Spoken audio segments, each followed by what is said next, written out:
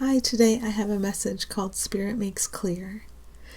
And the first statement I have is ego promotes a basic idea of something other causing your misfortune. So there's something other over there, and because something has gone wrong, something has gotten in your way and prevented you from feeling good, from succeeding, from thriving. That's ego's framework or way of looking and seeing that it promotes.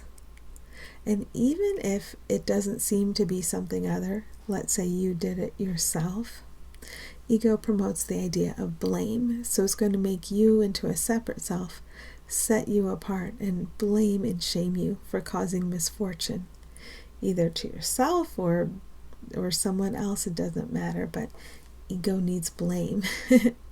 And very often ego needs the other, not you, to be looking like it's causing problems for you, even things. So if we have a digestive upset, we're going to look toward a food and say that other caused my misfortune. And that's not to talk anybody out of a framework they're operating in where they feel guided towards certain foods and away from others. We don't have to mess with what's working for you.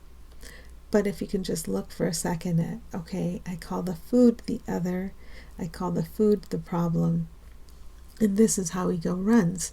I can look at it, I can see the thought, I can set it down experimentally, I can see what happens, and I still possess the full ability to do what feels right to me and to not do what doesn't feel right to me.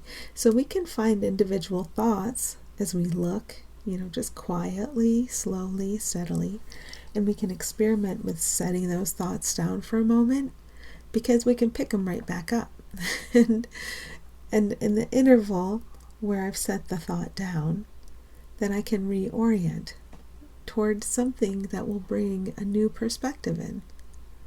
It used to be a lot, who would I be without that thought? I love that. That's all purpose. That always works. But right now I really like and use the lessons in A Course in Miracles. So today I'm reorienting toward, I think I give the miracle that I receive, or something close to that. And just to rest there. The miracle's beyond all of the seeming cause and effect of time and space. And it's okay to rest there for a minute.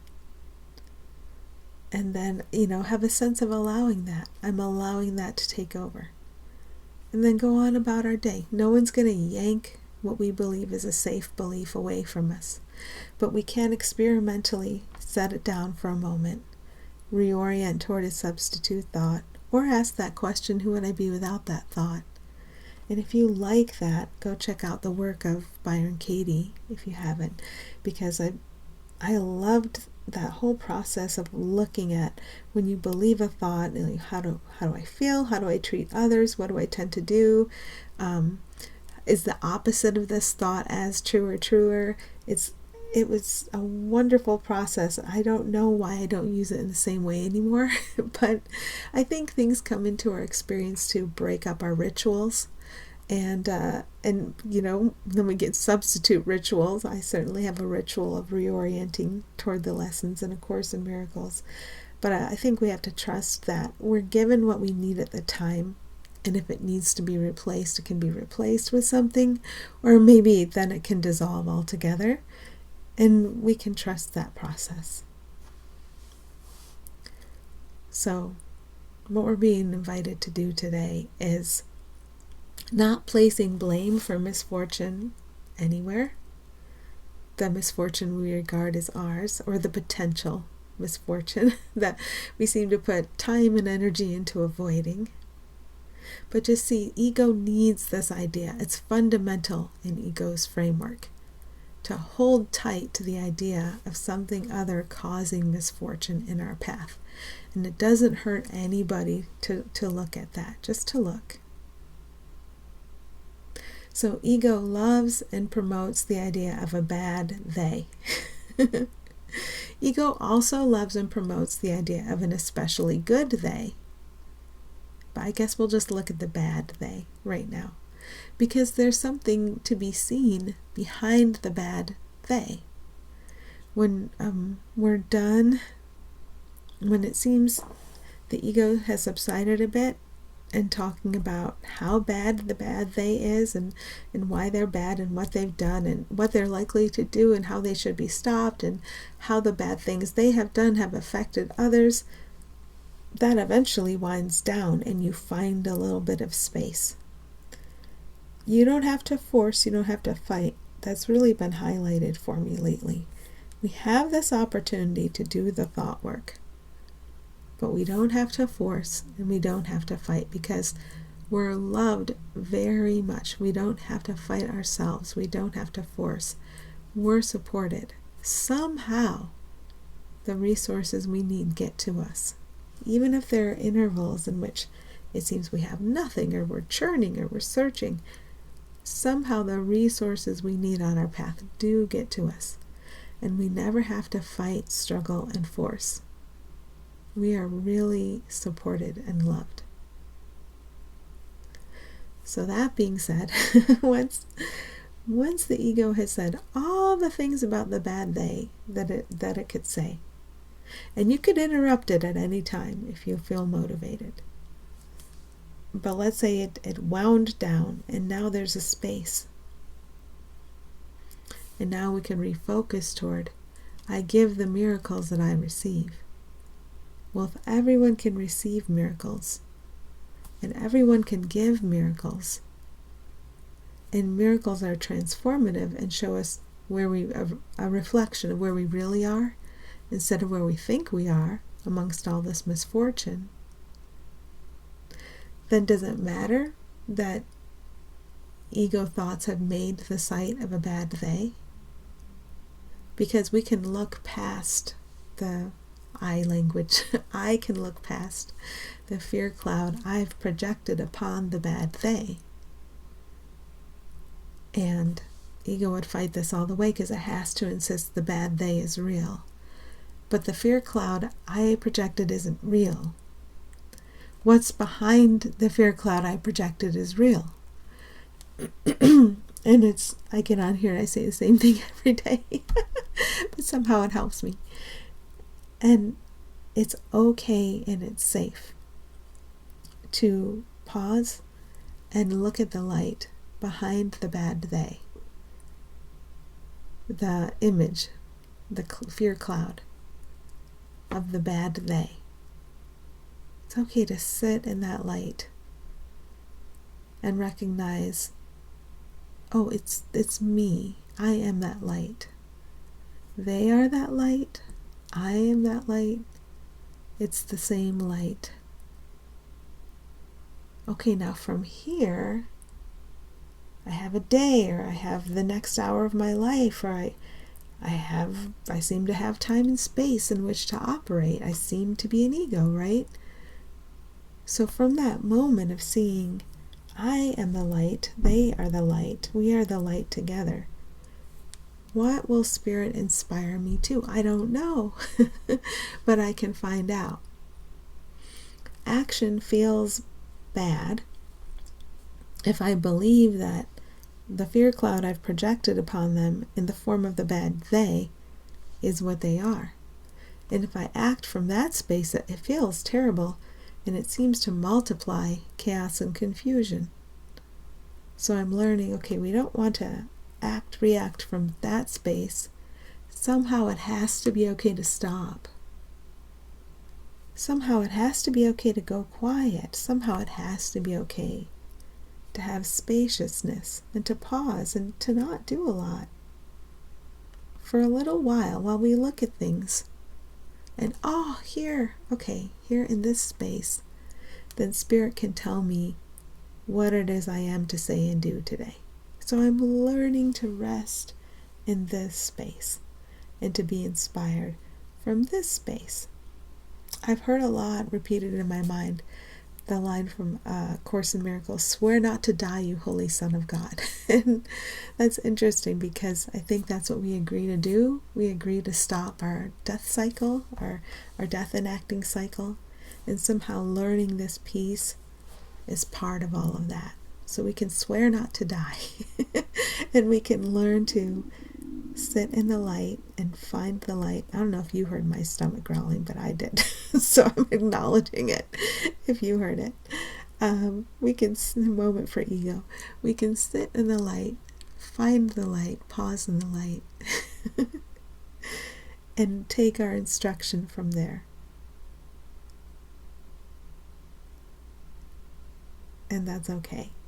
And it takes going slower and being willing to really, I don't know, get down there, down to the root, down to the foundation, and stop and pause. And it's okay. We don't have to go rushing ahead. All right, it's safe to have gratitude for all beings and to call them all sister, brother, and sibling. And we can think of things as beings, anything as a being. It helps to be all-inclusive, not make any exceptions. So it doesn't have to just be people. Then we get to find out what gratitude is.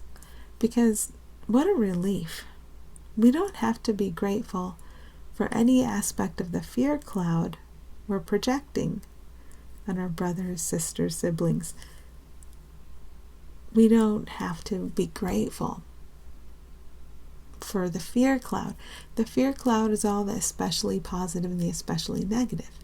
If we get addicted to praise and want to extract praise from those we call other, then we think people should be grateful for those most positive aspects of what we're calling our separate self. And we want the attention and the approval that seems to give us as a separate self.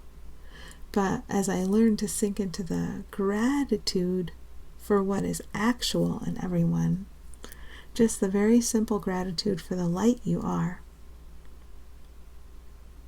that feels like home. That feels natural. That's not a struggle.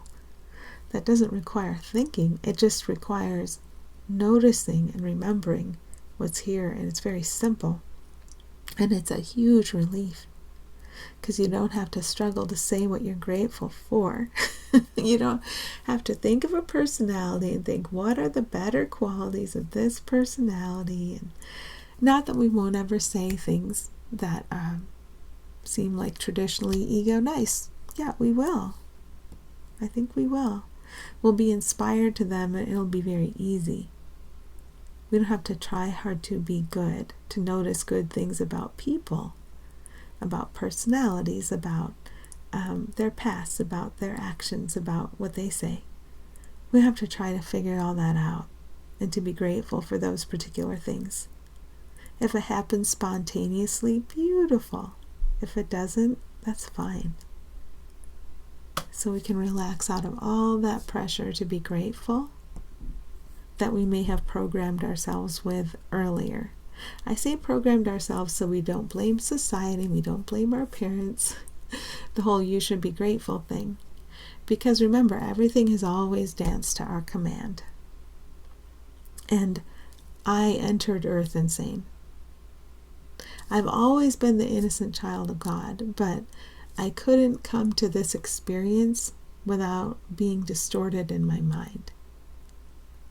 So to think, like to spawn a fiction, like I entered the earth completely innocent, and then forces here bent and twisted me.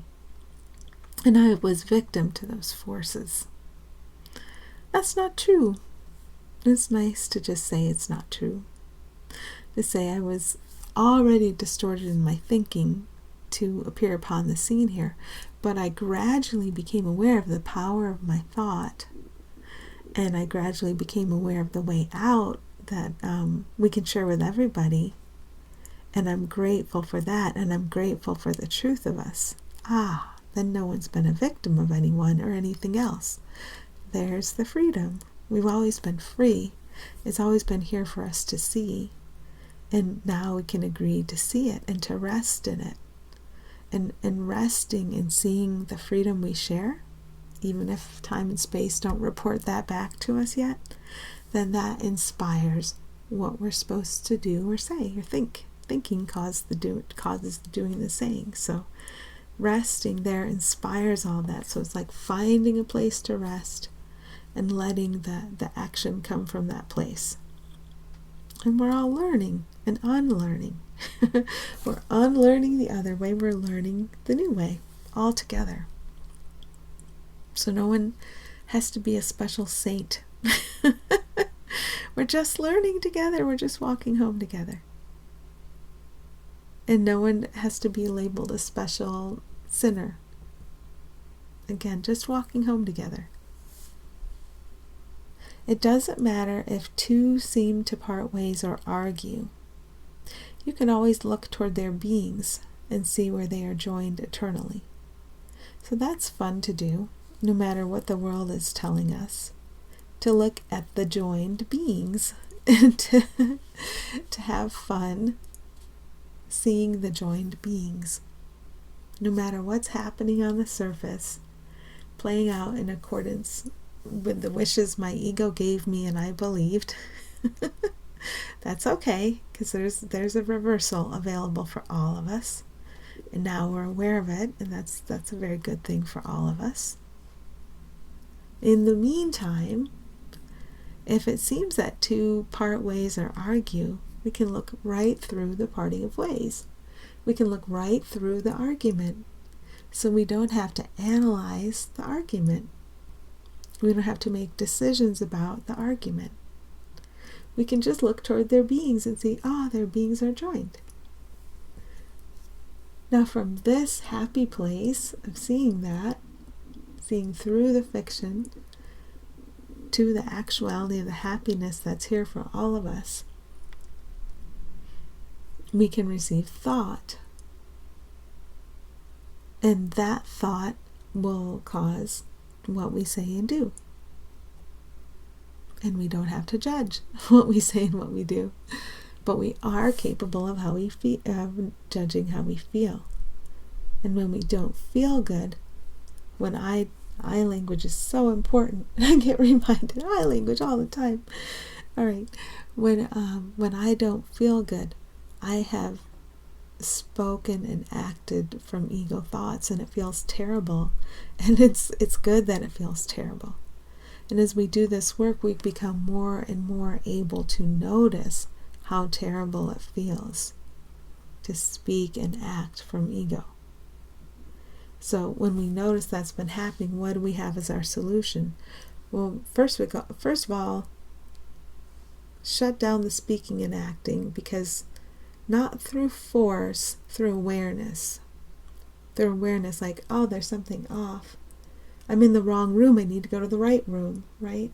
If I'm a teacher and I went to room 7 and I started teaching, but my class is in room 8, why would I teach in room 7 when my class is in room 8? What I have to do if I'm teaching in room 7 is I have to shut down my thinking, my speaking and acting and go quiet, and then go to room 8. And then in room 8, that's where I'm supposed to teach. I can teach in room 8. I can speak and act in room 8. So that's what happens. We don't have to force or fight. We just have an awareness like, whoa, this is all wrong. There's no point in speaking and acting in room 7 when my class isn't here. Or maybe I'm a student and, the teacher's speaking and acting from ego, but I'm supposed to be in room 8 where the teacher's speaking and acting from spirit. Right? The thoughts that come into my mind. I have to get into the right room first. That's obvious. So I go from room 7 to room 8. Then I take it easy in there for a minute. I take a breath. I get settled. And from there, the room 8 thoughts can come to me and can cause my speaking and acting. And then we don't take responsibility as a separate body and personality for the speaking and acting so much.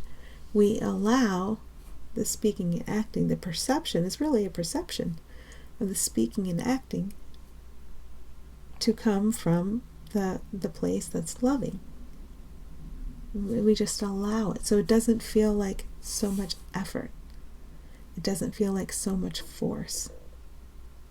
It's just getting in the right place and then allowing. So that helps me. Oh wait, I'm not done. Right? Oh no, I have one more. Okay. This seems long. That's my judgment. Okay. Spirit does not convince.